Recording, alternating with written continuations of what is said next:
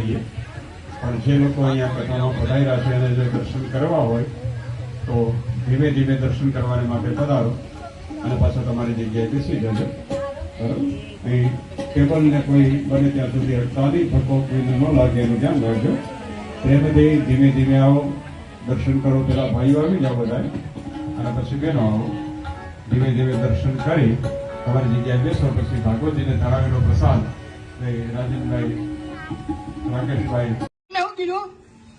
દ્વારકા શહેરમાં રાખ રખાયો, દ્વારકા શહેરમાં રાખ રખાયો, આહિરાયું રમે છે અપાર રે, તમે રમવા આવો મારા પીળે મારા દ્વારકા. પછી એમ કીધું અને હતું આમ 40,000 આહિરાણીઓ રમે છે. કેટલું? 40,000 આહિરાણીઓ રમે છે. એના હૃદયમાં છે ભગવાન રે, તમે રમવા આવો.